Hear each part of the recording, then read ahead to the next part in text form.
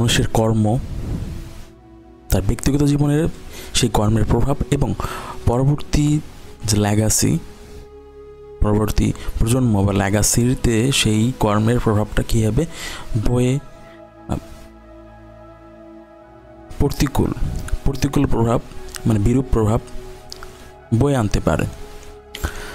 আচ্ছা, এই বিষয়টা যদি আমরা একটু বাস্তবিক জীবনে কয়েকটি বিষয় লক্ষ্য করলেই, কয়েকটি ঘটনা বা কয়েকটি দিক লক্ষ্য করলেই বুঝতে পারি। একজন ব্যক্তি যখন খারাপ কর্ম করে থাকে বা কুকর্ম বা সঠিক আপনার ভুল রাস্তায় নিজেকে চালিত করে, মানুষকে ক্ষতিগ্রস্ত করে, তখন সে যদি তার ক্ষমতার বলেও বা অর্থ সম্পত্তি, মানুষের ম্যান পাওয়ারের দিক থেকেও যদি এগিয়ে যায়, অনেকে যেতে এভাবে করে থাকে, নিজেকে সেই খারাপ কাজের যে একটা প্রভাব, একটা শাস্তিস্বরূপ যে প্রভাব আসে মানুষের পক্ষ থেকে, ভিকটিমের পক্ষ থেকে, সেই সময় সে যে প্রভাবিত হয়, তখন প্রভাবটা আসে, তখন সে প্রতিরোধ করার চেষ্টা করে। তার যদি অর্থ সম্পত্তি এবং ম্যান পাওয়ার থাকে, কিন্তু সেটা কোনো এক প্রজন্মে সেটা কোনো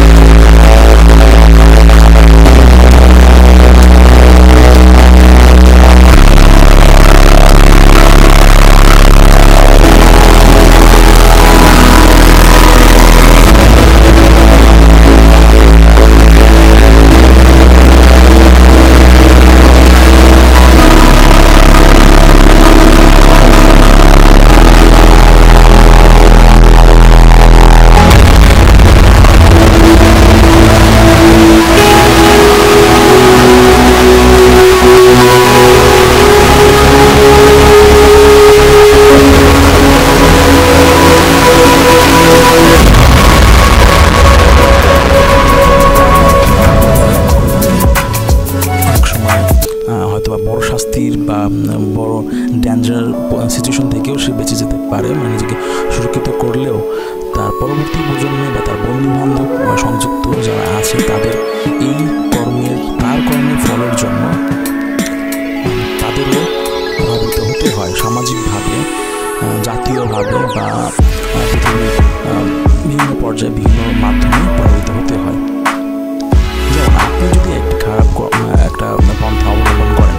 আপনার সামাজিকভাবে আপনার ইমেজ প্রবলেম হবে। আপনি নিজেকে প্রোটেক্ট করলেও, প্রোটেক্টেড যতটাই করেন না কেন, আপনার ইমেজ প্রবলেম হবে এবং আপনি সামাজিকভাবে সেই কর্মের আপনার যে বিরূপ যে একটা ফল বা যে একটা প্রভাব, সেটা আপনাকে বহন করতে হবে। যদিও আপনি নিজেকে শারীরিকভাবে প্রোটেক্টেড রাখলেও আপনার এই অনৈতিক কাজের জন্য আপনাকে অবশ্যই সেই ফলটা, প্রভাবটা পড়ে থাকে। এবং আপনার বন্ধু বান্ধব, একজন ব্যক্তি বন্ধু বান্ধব বা তার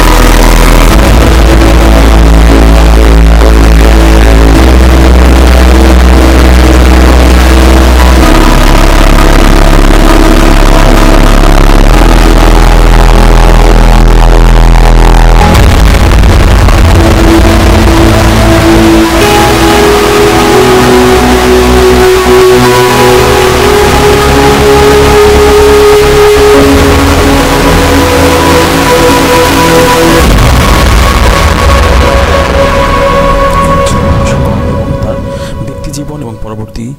জীবনে পরম্পরায় ভাবে তার ফল বা প্রভাব কীভাবে